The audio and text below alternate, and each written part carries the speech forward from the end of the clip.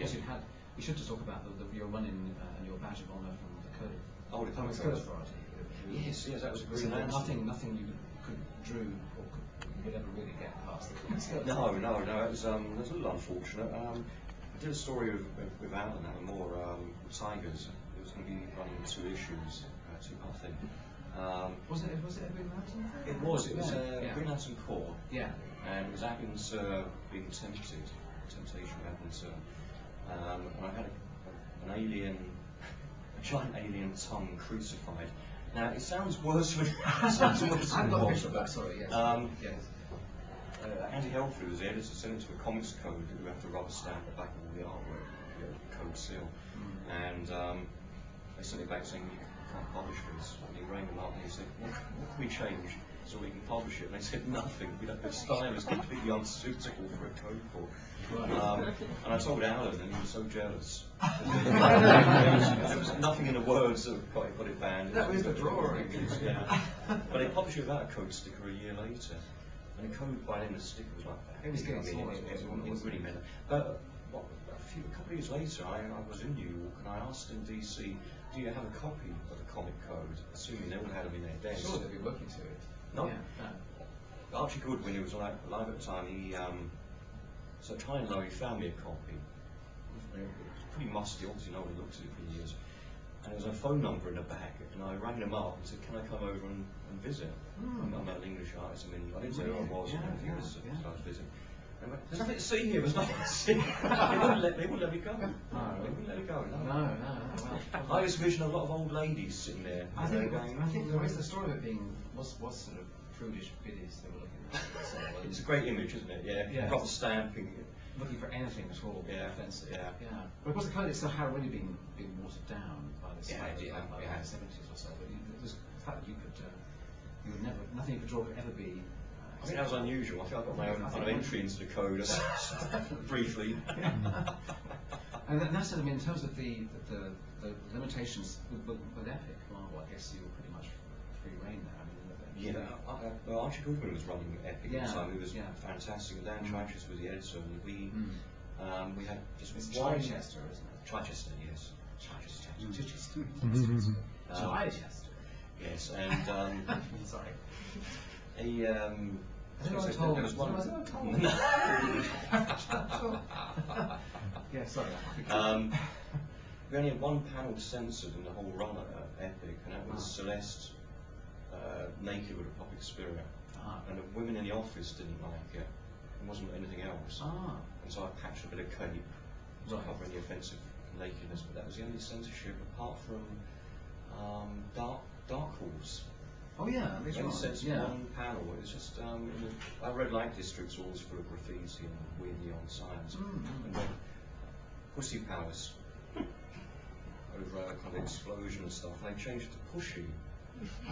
And I've no idea why. No one said it. No one told me they were doing it. And I thought, well, what? What was a Pushy Palace? That sounds like something in Oregon, though. Maybe it makes more sense to them. But yeah, how strange. Because that's one of the things, of course, that you.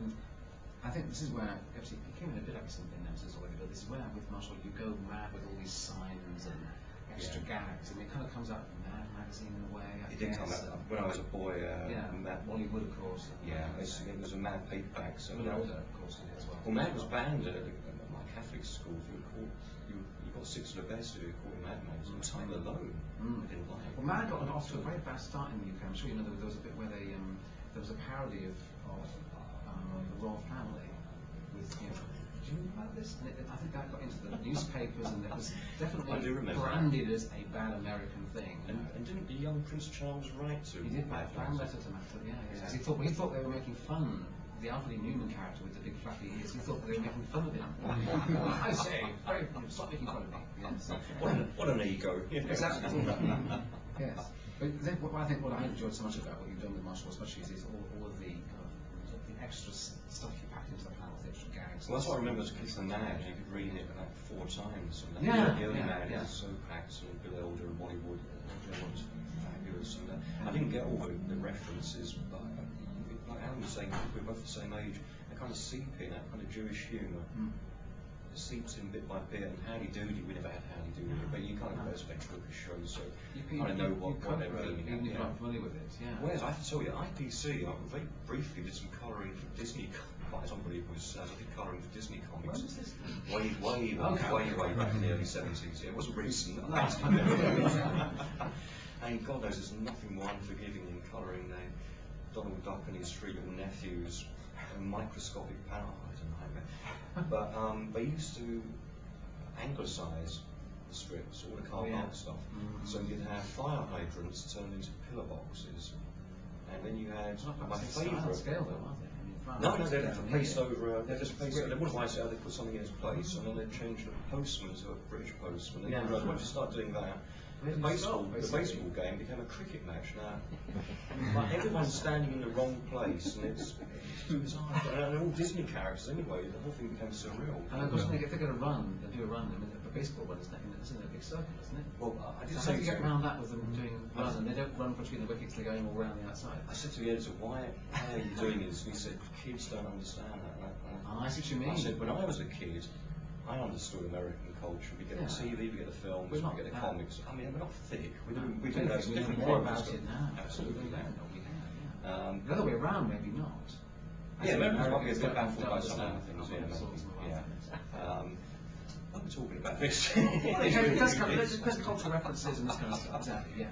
Okay, well, let's jump to LSG, because this is your big collaborative project with Alan. I know you've done other things in between times. I mean, we didn't touch on Toxic, we mentioned it briefly, but Toxic was a whole kind of chapter where martial law was available on the newsstands over here.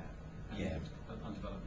And just before we go on, just the complete omnibus is going to be like the lot, is it? Everything. It's all 600 odd pages, and is there odds and ends. Bits that haven't been collected before, I guess. Quite a bit. The Savage Dragon thing, which hardly anyone saw, that be in colour as well, because that's in black and white. And I think Pinhead one we're going to have recoloured. Because a bit of Ruben might be doing that. Oh, that'd be nice. So that'd be good. And some new artwork and bits and pieces, and some new stuff. That'd be good. Yeah, a big wall. And this is also something that you own. That's the difference. In all of this, actually, we can take martial law where we want. Me and Alan can always obviously have moved league to a new publisher. Absolutely, yes. It is yours. And cause otherwise, if you're a slave to their characters, then you are interchangeable. Yeah. You do know you can get that phone call. You're out of it. Even if you created it, whatever. And you can't do what you want. And you are. And even this at DC is a jumping ahead of us. But the fact that they can, on a whim, decide not to publish something doesn't make you feel like you're dealing with an adult kind of publisher. It's not so different from the IPC. Exactly. It's really sort of the same kind of attitude. But this was the first major thing I've done with Alan. We talked about working together on big projects over the years. We were going to do a thing, kind of fighting American type of strip, long before the Jim Bakey thing. That would suit you really well, I thought. Yeah. And we were talking about why we liked it so much, and it was the satire and the kind of weird villains and. That's just being reprinted. There's a new Simon Goat book come out from time, and it's been done previously. But Fighting American, if you're aware, it's a really amazing. Because after Captain America, they started that as a serious thing. It was initially. I think the first issue or so was pretty kind of down. Pretty straight, and then they realised that this was. It makes you wonder whether perhaps it was also tying into the mood at the times when essentially the whole McCarthy thing suddenly sort of went wrong. Obviously McCarthy was obviously turned to be a complete maniac. And commies were pretty disappointing straight villains, weren't they? Back in that period. A bit boring compared to Nazis or aliens. So we were going to do that, and then we were going to do it. It would have been, I think it would have been great. We were going to do a Bizarros at DC for Julie Schwartz. Wow. And we were just on stage of talking about it, and what would it? Well, typically, John Byrne took over Superman. Julie Schwartz is out. That was the whole revamp. And they threw all that stuff out. Yeah, it was non-continuity. So we didn't do it, but Alan had some great ideas for the Bizarros. There's going to be a Bizarro parallel world that actually touches their world. The corners of their square planets touch. Students will lean over and chat to each other. And we were going to go crazy with it. It's a big shame, but then this almost came about by accident because. I think Alan had the idea for a little while and couldn't think of quite who to do it with, and we were talking one day. I think he'd mentioned to Paul Hudson in Comic Showcase when it was opening in London, me. So Paul mentioned it to me, and I was talking to Alan about something else, and some other subject came up, and I thought, this is a great idea, I'd love to do this. And yeah, it's occupied me ever since. Because you wouldn't immediately, because of the Victorian era, it's not something you've really drawn very much before. No, there's a little bit of it in the Nemesis, kind of Gothic. We sent it up. That's true, yeah. But an editor, if it was an editor's choice rather than Alan's, an editor would never have given me the book. It would never have occurred to him, I don't think. There's more obvious choices. But Alan didn't want, he wanted something different. Yeah, He wanted something different. And I suppose because I'm steeped in British comics and fiction, it's kind of helpful. Yeah.